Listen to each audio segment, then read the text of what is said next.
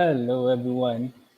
Welcome to another episode of The Green Factor, a show where we talk about green design and the business of sustainability. I'm Haris, the Green Carpenter, and today with me we have a special guest. Um, I know Tanamera for quite some time already, the products.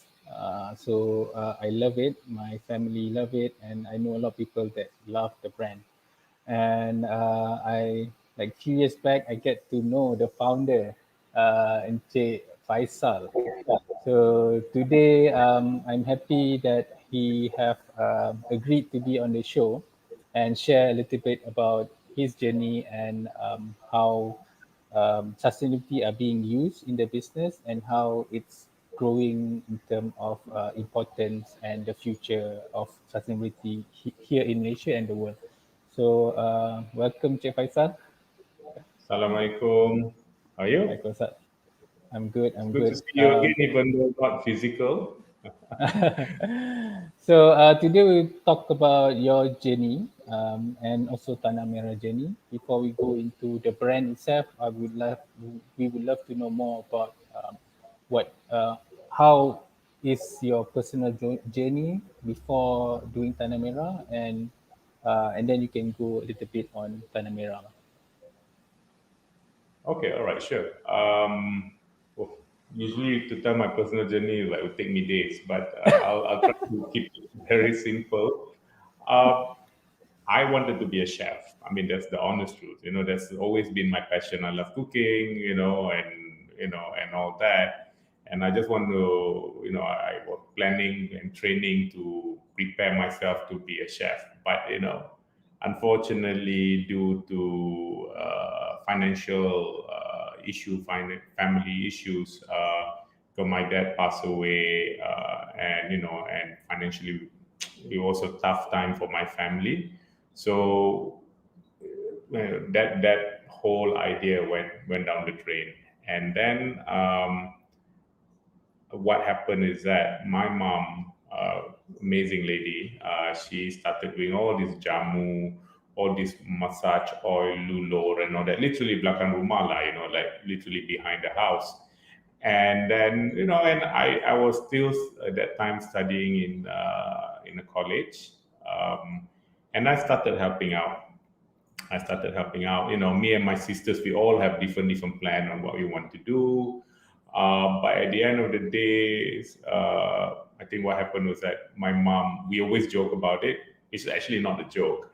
We were forcibly volunteered to help her out, But her know-how, her knowledge, and all that is very, very traditional. I mean, amazing information. We came from family that have a very strong ties with traditional herbs. My grandfather is a traditional herb. He's from Yemen, and he does minyak urat, minyak unta, they call it in the old days, from Muar. And that's how we survive, I think. And also my father's side also have a very strong history on using of herb. One of my dad's late auntie, my late father late auntie, was actually midwife to the one of the midwife for the Perak royal family. So my mom started learning a lot from her. And we were doing a lot of stuff behind the house, masuk jamu and all stuff. And I think along the way I learned to love it. And that's why when my sisters came back from their studies and we started expanding on that, but that's not the beginning of the story of Tanamera. That's actually more our involvement on herbs. And Tanamera came about many years after that. Yeah, it's very brief. Trust me, that's very brief. Thank you for the introduction. And he's being very modest. But okay, I think maybe we can go a little bit deeper into Tanamera itself. First, I think like bef- what is the concept behind the brand itself? Like, of course, it's an eco-friendly, but the ethos, or how do you implement sustainability throughout the brand itself? I think because our background, or the brand background, is actually focusing a lot on traditions, like the Malay art of wellness. That's where my mom excel in, and the use of the old herbs like pegaga, kunye, lengkuas, bawang, and all these very strong tropical herbs. So when we started looking at the brand, the Tanamera brand, it was actually we were not even serious about it. We were doing it. We had 8 products because our when we started business, we were doing mostly OEM, contract manufacturing. Until now, it's still one of our biggest, a bigger part of our business. If anybody wants to do product, very high quality product, then do talk to us. So and so we wanted to highlight, this is many years ago, we want to showcase, to tell people, say, look, this is where everybody should be heading. When we started doing introduce the concept of Tanamera, we only have 8 products. We have 4 types of soap and 4 types of spray, and we put all our emotion and love into these 4 products. And the concept was actually, we have this 3 tenant of Tanamera, which we started many years ago. Bear in mind, this is not really a serious product at that time, a serious brand. It's just a showcase to let people know that this is a trend and where it's heading. So our first tenant, of course, they have to be human friendly. So the product and every ingredient have to be safe.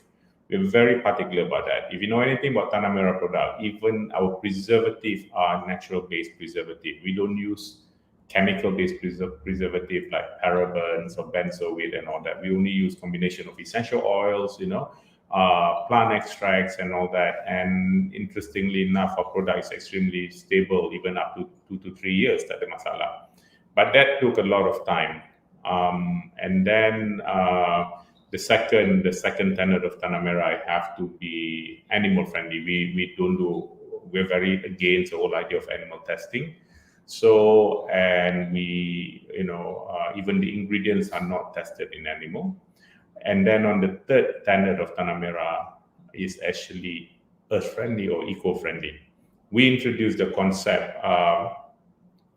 very early on, the concept of minimal packaging, the concept of using, of course, we have to use plastic. I mean, it's a nice idea not to use plastic, but unfortunately, reality, there's always a balance between reality and your philosophy in business, right?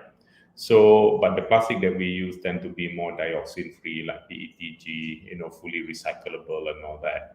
And also, we focus on the product to have minimal packaging. We don't have a lot of boxes except for the smaller items. And a lot of our boxes can be double up as a display. And also, we do not, if we have to use paper, we try to introduce using non-bleach, fully recyclable papers. But when we started, we had so many resistance. People would say, "Oh, how come your product is slightly more premium? Akan tak ada kotak?" And I always ask the same question. Say, so what do you do with all those boxes over the years, right? And most of them just look at me and say, "Oh, nobody ever asked me that question." I say, exactly.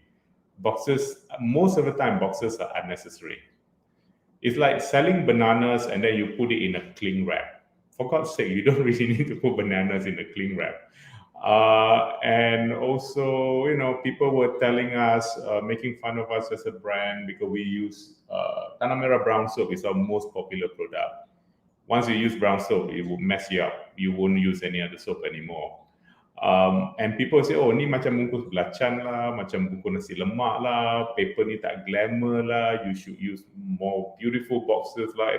We get a lot of all this resistance. But alhamdulillah, what we see now, there's a shift, a massive trend towards eco and green, and everybody wants to claim it. Most of the time, it's not true. That's the problem. Everybody just jump into the bandwagon without really thinking about it. Yeah. Betul.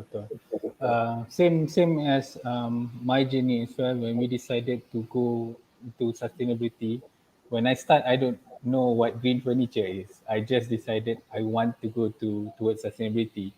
So at first, I thought it's only the material. That's why we started off with recycled material.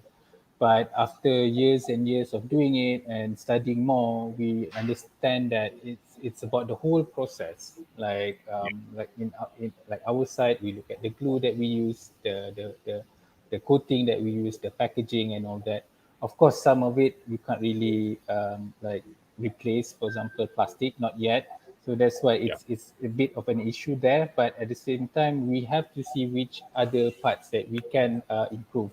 And it's interesting to see that sustainability has been in your core since like quite some time. And at that time, like you say, people ridicule you because of this sustainable practice. But now this thing are in now. So yes. it's like way like how many years ago? It's like you like so long. Yeah, no, because we know that this is a trend.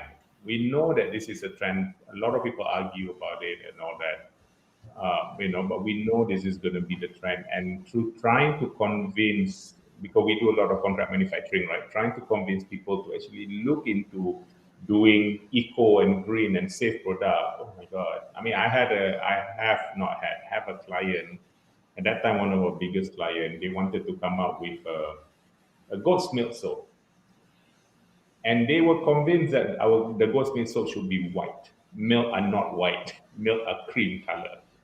And the thing about goat's milk is that it oxidizes. Natural product oxidize. It is a normal process of thing.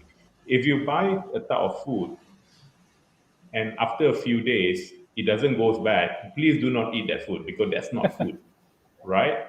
People were talking about some. I'm not going to mention the name. Some fast food. Like if you leave their burger outdoor, even the ants will not eat it, right? So things naturally oxidize and Tanamera product, and we. So yeah, back to the story. So this client of mine, and we were selling quite a lot of soap to them, and they wanted the soap to be pure white and doesn't change color. I said, look, I mean, we're giving you as natural as possible. Minor oxidization is normal. And I said, and because we use very high percentage of goat's milk, the color will be slightly creamier or yellowish a bit. They want it white. So I said, the only way I can do that, I have to use a lot of very strong preservative, BHA, BHD. I have to put white color in. They say, okay, never mind. But then they still want to sell it as a natural product. So I said, sometimes the whole idea when people wants to do natural, like what you said, Harif, people don't think it throughout. Our brown soap, for example. Uh, Initially, when we launched it, some people complain, say, "Oh, how come that day when I bought it, the color is like this? So now when I buy it, the color is like that." I say yes, because we have very high percentage of natural herbs, and one of the herbs that we use almost are turmeric. And batch by batch, there will be a different in colors and natural oxidization occurs. And at one point it was our weakness, but now it's actually become our strength. And the same thing with our packaging, because we use non-bleached paper. Batch by batch, you can actually literally see the color difference. But that's the way it is. So there are limitations, but you must always learn to explain it. It's only natural to be imperfect. Perfection, very hard to achieve when we're Correct, working with correct. product. Especially, I think since you talk about natural products, for example, like our wood, we use natural products. So Mm. the grains are different, the colors are different. Yeah. It's the property of the wood. But sometimes our customer don't understand that. They think that everything should be the same shade, but Yeah. you don't get that in natural state. So I think it's a lot of education, and I think like Viv, one of our listeners said, hopefully the trend is lasting and one that permanently change people mindset. Um, It is. yeah, like how is it like dulu? I mean, like last time compared to now, is it like easier? I think it's easier, but like what's the shift you are seeing? I think now it is a prerequisite. It is not even a choice anymore. And we are talking about, zero carbon footprint products. We are moving towards that. We've been trying to develop, because our challenge is to keep it 100% plant based. That's always been our challenge when we do product. we are trying to develop a lower lower carbon footprint range of products. So it's a new concept that we are working on. So still working on it, still not happy with it. One thing about us is that if we're not happy with it ourselves, then we will not launch it. Sometimes our product development take forever because I think we are our biggest critic. You know, so we are working towards something like that. This is a trend. It's not a trend. Sorry, this is not a trend. This is the way things are moving, and especially during this pandemic. Like for example, we use, unfortunately, because we don't have a box, sometimes some of the product we have to use bubble wrap. But even then, we try to minimize the bubble wrap, just single wrap. But we all do a lot of online shopping nowadays, and it breaks my heart every time I buy something, even though the stuff are really not that breakable. It is wrapped like a mummy, has so much bubble wrap in it. You drop it from the Empire State Building, it would not break. It is really unnecessary. So it breaks my heart. I have to collect so many wrapping ingredients. But so now what I do is I just separate it and then just give it to the trash guy lah. So is people are just, this pandemic is a double prong. It actually, I think the wastage is higher now because everything is online. People don't actually go out so much. But at the same time, I think it also at the same time creating a lot more awareness about eco green and beginning to appreciate like, oh, okay, how come the weather was so much clearer then, now it's slightly becoming hazy again. It reminds us of how good it was before, when the weather is just nicer and all that. Uh, yeah, I think like one thing I want to touch that since we were talking about time, I think people think that sustainability is something that is a Western concept, but actually, like if we look at our culture, it's pretty much embedded in our culture, our tradition, the way our grandparents, how they did, Yeah. for example, they design house to suit our climate. They use like banana leaf wrapping, they rainwater harvest and all that. So it's something that we need to look back instead of just seeing it as a foreign concept. And like what you say, like how your family and me, right, how that is actually what has been done all these years. Yeah, uh, it is. It is bigger than. I mean, yeah, culture. It is. You're right.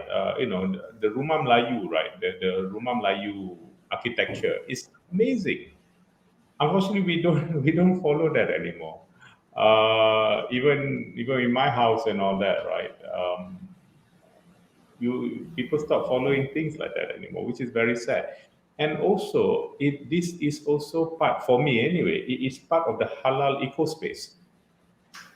For the longest time, and not longest time, even now, because I get invited to give a talk on halal, and I always question why is it when it comes to halal, people are only focused only on the ingredient. We are obsessed with pigs as a people. We are obsessed with babi, right? Even well, we can even use the word babi now. It's like khinzir, which a pig by any other name is still a pig, so and we're obsessed with that. We also like, oh, if there's a porcine DNA, the whole world will end. Remember the Cadbury case? But halal is much bigger than that. Halal is about sustainability. Halal is about doing business in a halal way. I mean, no bribes, no kickback, no nothing. I mean, if markup and all that, that's normal, that's part of business. But no raswa, things like that, and no forced labor. If you are throwing chemicals into into the drain, dangerous chemicals like formaldehyde, for example, you're doing food, and formaldehyde or formalin is used a lot in manufacturing of food sometimes, and this is haram. There's no two ways about it. It is haram. So halal is so much bigger than that. It is also the tenet of the Islamic religion, and I'm sure, I know for a fact that it's not only for us. I think every great religion or every religion in the world will always talk about sustainability, taking care of your nature, live in nature. There's no religion that says, oh, you can destroy whatever you want to do what to get what you want. That's capitalism. That's different. Maybe some people look at capitalism now as a religion, and that is where the issue is. Correct. So it's our, I think our generation, for us to actually repair capitalism, and I think the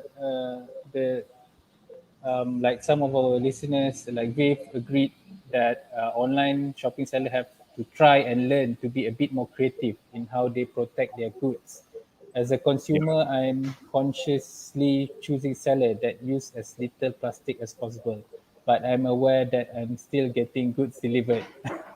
So we are getting a lot of this the new age, the new generation who agrees with the principle, and now buyers are looking for this kind of solutions. Last time it's from your side that is pushing out. Now it's the consumer that wants it. So it's time for us to look into being more, a little bit more creative. And before the next question that I would like to ask is like, how do you survive all these years and you managed to grow as well? Like what is the uh, the the source? I mean, like in terms of like being in the industry for long and growing the business. I think the main thing is that, which is, I notice a lot of the new brand tend to focus on the personality of the founder. And I always think this is a mistake. You should always focus on the personality of the brand. You see it like, oh, it's all about the founder, what he's doing, what they're wearing, and all that. Because the founder does not really is the founder, because they are making the founder the brand instead of the product the brand. Maybe I'm very old school. I like it that people do not know who I am or who my family is, who my family members who are involved in the business are. I like it when I seen people comment on the product, because I remember once, when somebody asked me, I can't remember who, I think Frida Liu from BFM, somebody did ask me, say, what is your biggest success? And I told her my biggest success is actually when I was in the lift in my old apartment. And then there was this lady, I was carrying a Tanamera bag, a Tanamera brown paper bag. And then I was in the lift alone. And then this lady came in, this Chinese lady came in, and she basically said, she saw me carrying the bag. She smiled at me. She said, oh, Dekat, I love this brand. Dekat, this is a Malaysian brand. And she said it with pride, this is a Malaysian brand. She had no idea who I am, right? So this is a Malaysian brand. So, to me, that is like, I felt so amazing. That made my week, my month. Because one of the hardest challenge we had when we launched Tanamera many, many years ago, you know, the it was hard to be a Malaysian brand. You realize there's a lot of local brand that try to have a very Anglophile name, try to have, I have an expert, I remember a brand expert telling me, say, oh, I love your concept, love your product and all that. But why don't you say like formulated in France or formulated in the US? I said, no, why? I mean, like this is done by orang Kuala Selangor, we are proudly Malaysian, and Tanamera being a proudly Malaysian brand, it was hard at first because automatically people do not believe that we are good enough. Somehow rather, they suspect our quality and our claims and all the stuff. So we've reached a level, I think now, especially because of the pandemic, I feel there's a shift that people are beginning to be more proud of, having Malaysian brand. I personally love Malaysian brand. I mean, I like my coffee. Instead of buying all this fancy Italian coffee, I only buy local brand, and I love the 434 coffee. Orang Muar tahu lah, you know.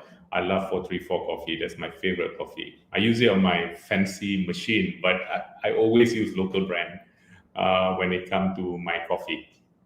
Even if I want Italian beans, I always use local brand. I will support local brand anytime. Um, I think that's a different quite between last time and now. Now you are seeing a lot of other brands using Malay names Yeah, and other culture and all that. So it's amazing how you have seen it like long before. And I think same in terms of our brand Dapo as well. When exactly. I started to do the brand, a lot of people, most of the branding gurus at that time would say like use English words and all that. But Nama for Kuman, me, Kuman kan? so like for me, I feel like okay, if let's say I focus on Italian or product like Italian brand or Japanese design on this kind of thing. If my consumer would want to buy a Japanese product, they might as well buy from a Japanese company, right? Hmm. So for me, it's like okay, this is a Malaysian product, a Malay product. It's my culture, my heritage. So I'm offering you a bit of my story. So if you want to be part of the story or know more about Malaysian product, then you Malay specific, then you come to me, and it's been doing well. Now now I'm seeing so much brand that is using that. It's a good thing because we get to share our culture and story with the world. And but like at that time, I'm sure it's quite difficult for you. And like Yep. how do you manage to like withstand that journey until now? I think a lot easier, but within that years. I think you have to, if you believe in what you're doing, if you believe in your philosophy of your brand, you have to stick by it. And and how do you say it? You must believe in what you're doing. It depends. Okay, a brand can come from a bunch of high-paying, highly paid, brand gurus and all the stuff. It can easily come from people like that. We had somebody just recently was asking. Basically, they always think that sort of like make a comment about Tanamera packaging concept and all that because we are a natural product and people have this perception that natural product must look like a certain way, right? If you notice, a lot of the so-called natural product are always mono color, very simple, very chic, very clean. My God, it's been used to that.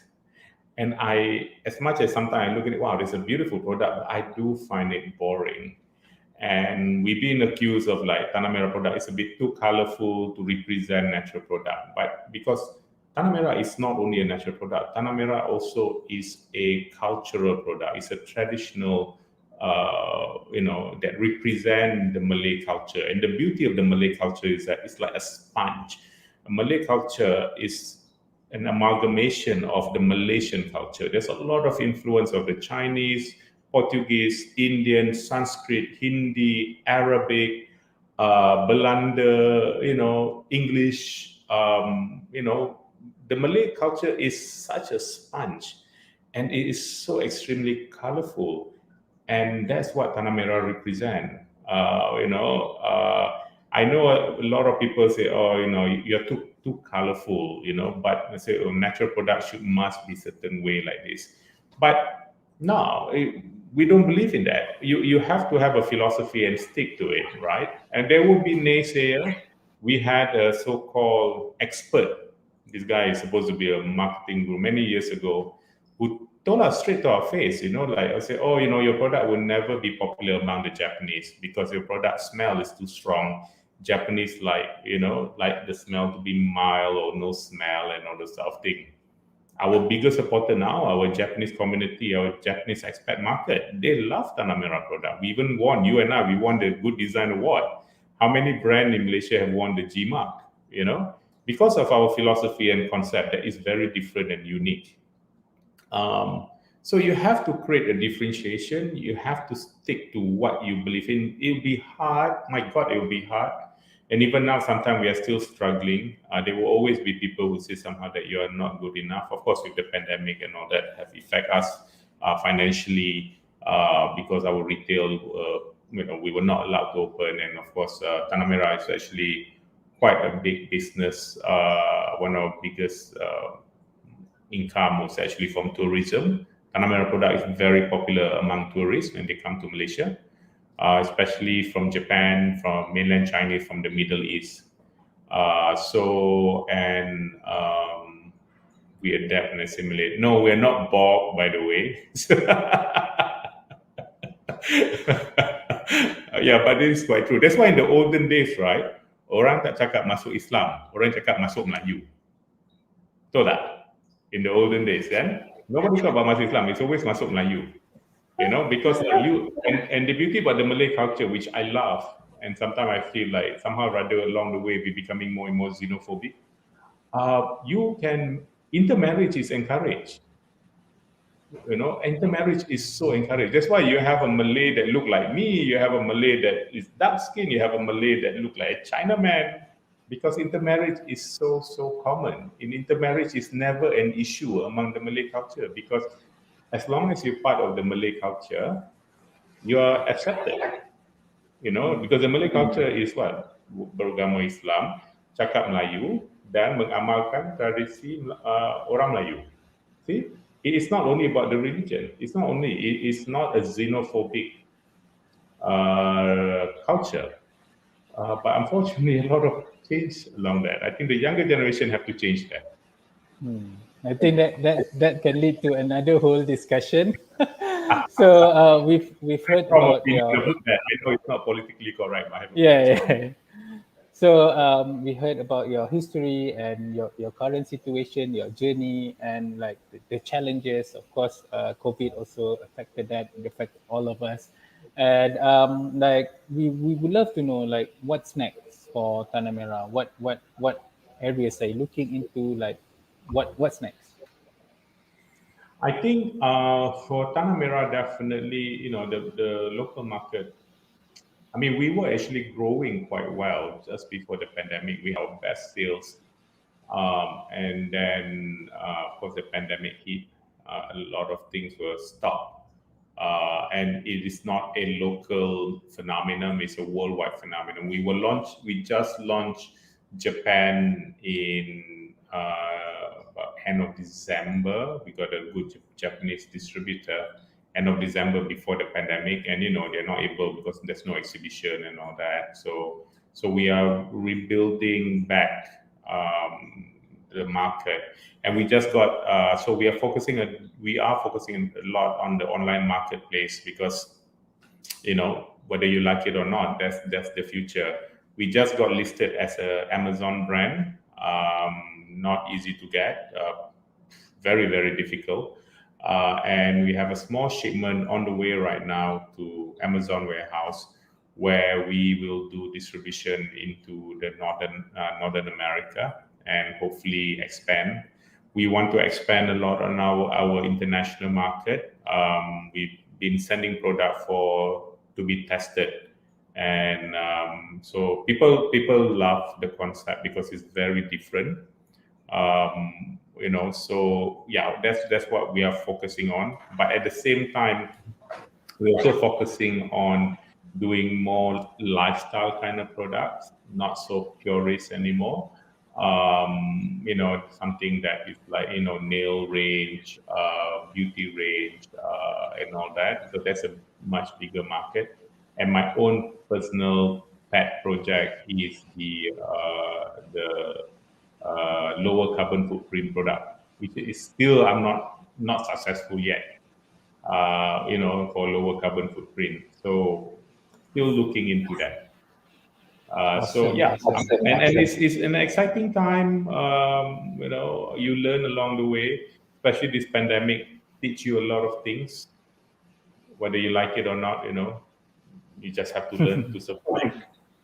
Yeah. So I think we are at the end of the show.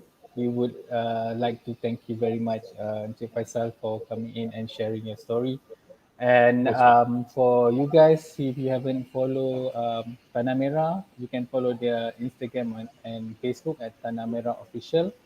And so this is what the show itself, the Green Factor show, is about, where we talk to interesting individuals and share stories, local stories, because we always hear about Western stories, right? When we talk about sustainability, now we want to have local stories to be shared and to have discussion. Like, for example, we have the Facebook Green Design Malaysia community, where we have a community of designer, business entrepreneurs, students, and researchers, where we talk about this kind of issue, local issues, and how we can implement it. So, if you guys find value in this show and know anybody that might benefit from this conversation, do share with them. And for everyone that is watching live, thank you very much for tuning in. And for everyone else, thank you very much and have a green week ahead. See you next week. Bye bye. Okay, so